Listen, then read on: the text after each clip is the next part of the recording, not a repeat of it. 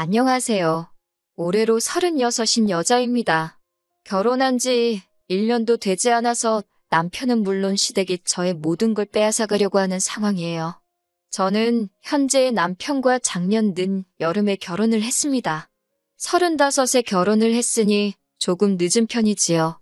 사실 지금의 남편을 만나기 전에 결혼을 전제로 만나던 사람이 있었어요.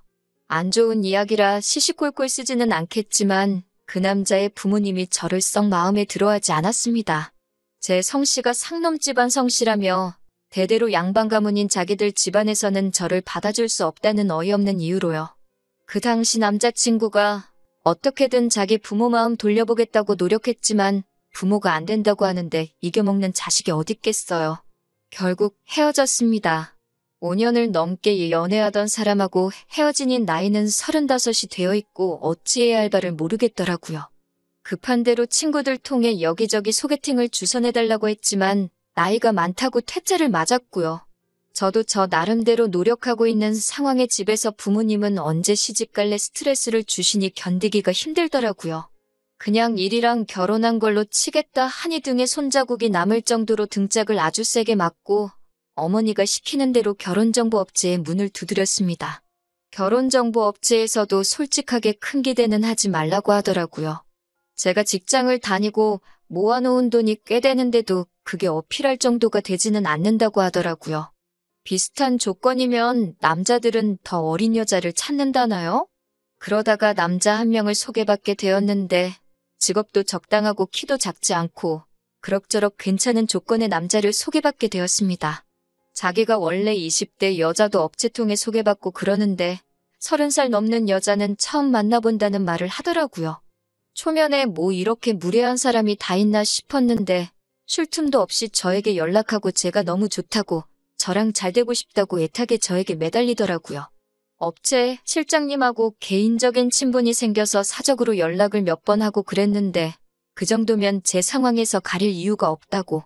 괜히 이러다가 1년 지나고 2년 지나고 하면 정말 나중 가서는 한번 다녀온 사람밖에 소개해줄 수 없다는 식으로 이야기해서 저도 뭐 손해볼 게 있나 싶어서 만남을 가지게 되었습니다.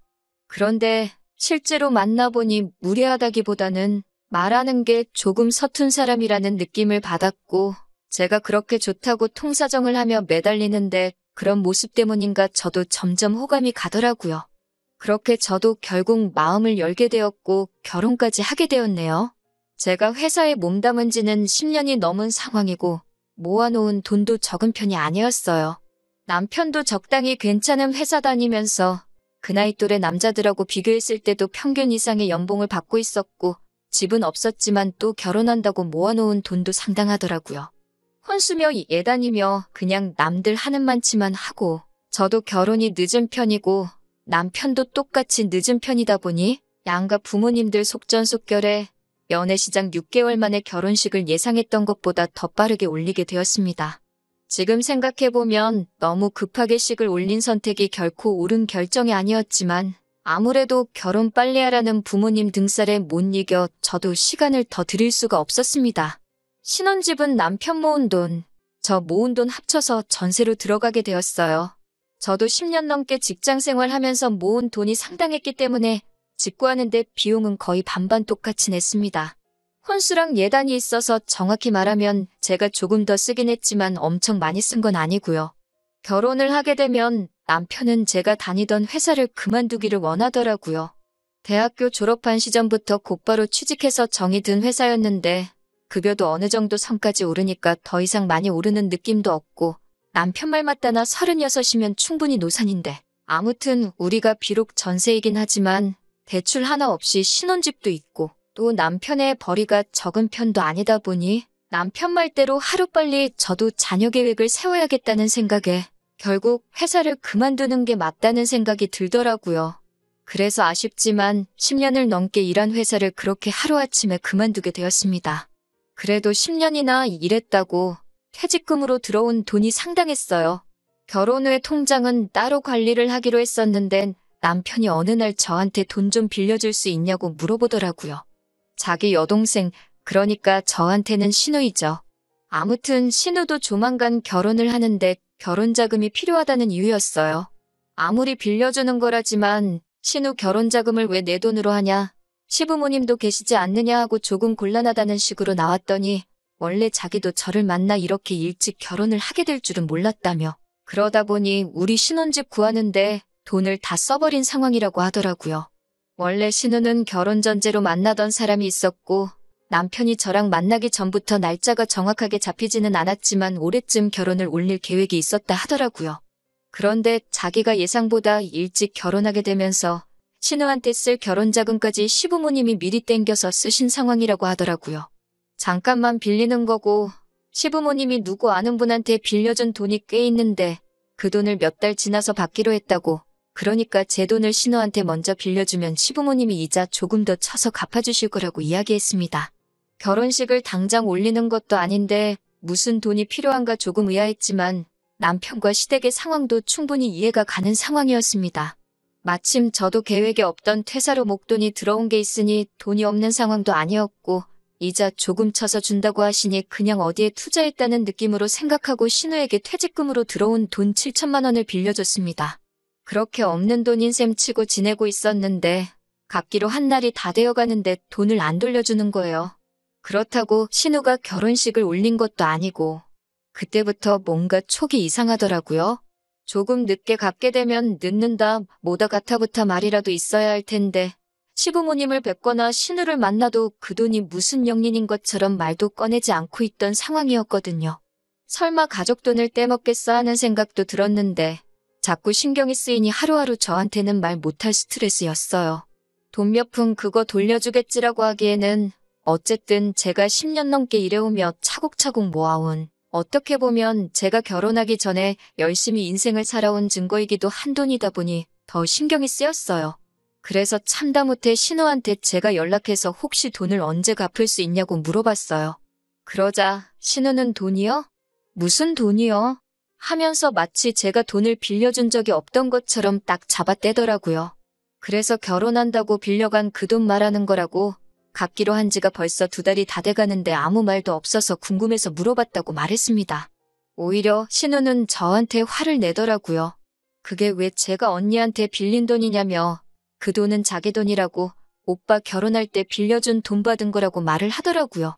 그게 무슨 말이냐고 분명히 남편이 아가씨 결혼할 때 필요하다고 해서 저한테 사정사정을 해서 제가 빌려준 돈인데 무슨 말을 하는 거냐고 했죠.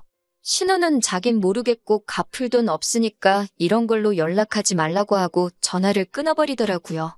다시 전화를 해도 일부러 제 전화를 받지 않았어요.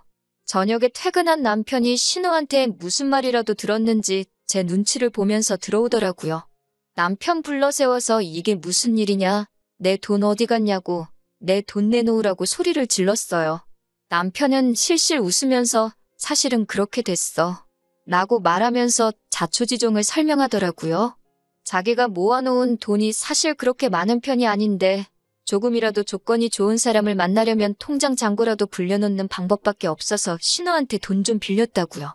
어차피 이제 우리도 정식으로 부부니까 네 돈 내 돈 따로 가르지 말자고. 그래도 자기가 월급이 나쁜 편이 아니고 집도 대출 없이 구했으니까 앞으로 돈 모일 일밖에 없지 않겠냐고 이해 좀 해달라고 하더라고요. 그게 무슨 미친 소리냐고. 그럼 애초에 처음부터 그렇게 설명을 했어야지 라고 했더니 그렇게 되면 제가 자기랑 결혼을 안 해줄 줄 알았다고. 하지만 이제 우리 서로 사랑해서 결혼했으니 좋은 게 좋은 거 아니겠냐는 어이없는 대답을 하더라고요. 당장 남편 꼴도 보기 싫은데 그렇다고 제가 친정으로 가기는 싫어서 한 집에서 지내고는 있습니다. 내 돈 그냥 포기할 수 없어요. 아니, 포기하기 싫어요. 솔직히 남편이 신우한테 돈 빌렸다는 것도 믿기지가 않아요. 신우 이제 나이 29이고 회사라고 평범한 중소기업에서 격리일하고 있는데 돈 7천만 원을 신우가 모으는 건 물리적으로 불가능하다고 생각되거든요. 애초에 회사 그만두라고 했던 것도 남편이고 퇴직금 들어올 타이밍 맞춰서 돈 빌려달라 부탁한 것도 시기상 너무 계획적인 것 같고요. 남편 얼굴 볼 때마다 진짜 한두 대 쥐어박는 걸로는 화도 풀릴 것 같지도 않아요. 이거 어떻게 해야 좋은 걸까요? 안녕하세요. 오랜만이에요. 제 퇴직금 신우한테 떼먹힐 뻔한 사연 보냈던 사람입니다. 일이 잘 풀려서 이렇게 후기를 보내드려요. 법이란 게 이렇게 억울한 피해자를 위해서 잘 돼 있는 건지 처음 알았어요. 신우한테 돈 빌려줄 때 차용증도 안 써서 이대로 내 평생을 일해온 퇴직금 떼먹히는구나 싶었는데 제가 돈을 빌려준 것만 입증할 수 있으면 그 자체로도 차용증의 역할이 된다고 하더라고요. 신우한테 문자를 하나 보냈습니다. 내 돈 1억 언제 갚을 거냐고요. 예상한 대로 신우가 발끈해서는 그 돈이 언제 1억이 됐냐고 하더라고요. 자기가 가져간 건 7천이고 그 돈은 말한 대로 자기가 오빠 빌려준 돈 받은 거라고 자꾸 이런 일로 연락하지 말라고 답장이 왔어요. 이거 하나만으로도 증거가 완성이 되었습니다. 그리고 그 길로 신우를 사기죄로 고소했어요. 신우한테는 내 돈 안 갚아서 고소했다고, 내 돈 갚기 전까지는 고소 취하하지 않겠다고 울음장을 놓았고 남편은 남편대로 사기 결혼으로 혼인 취소 소송을 걸었습니다. 고소당한다고 하니 신우가 울고불고 빌면서 돈을 갚겠다고 하더라고요.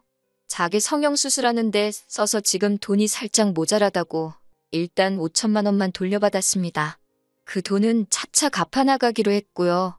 남편은 사기 결혼을 이유로 위자료 청구까지 해서 제 퇴직금만큼 되는 돈을 지급하기로 되었어요. 다행히 전세로 구한 집은 직구할 때 저희 어머니 말대로 지분 설정을 해놓은 게 있어서 고스란히 돌려받을 수 있었어요. 결국 저는 혼인무효 판결을 받게 되어서 모든 게 제자리로 돌아왔네요. 단지 멀쩡히 다니고 있던 회사를 잃게 되긴 했지만 그래도 전 남편한테 받게 될 위자료가 있고 제 경력이 죽은 것도 아니니 직장은 다시 천천히 알아보려고 해요. 결혼 생활 몇 달 안 했지만 그까짓 것 안 해도 충분히 살 수 있겠더라고요. 오히려 저희 어머니도 자기 때문에 제대로 알아보지도 않고 딸 맘고생 시킨 것 같다고 결혼 안 해도 되니까 저희 행복을 위해 살라고 응원해 주시고 있어요. 얼마 전에 부모님의 반대로 저에게 이별을 고했던 전 남자친구한테서 잘 지내냐는 연락을 받았네요. 저랑 헤어지고 나서 정말 많이 후회했다고요. 부모님하고 영까지 끊을 각오가 되어 있으니 자기랑 다시 만나줄 수 있냐 물어보는데 서류상으로는 깨끗하지만 저 한 번 다녀왔다는 말을 들으면 감당할 수 있을지 싶네요. 아무튼 저의 후기는 이렇게 끝이 났고요. 한 번 떠나간 남자지만 그래도 길게 만난 시간이 있으니 다시 친구부터 한번 시작해볼까 생각하면서 이만 사연 끝내도록 하겠습니다. 좋은 소식 있으면 제가 댓글로나마 제 소식 한번 전하도록 할게요.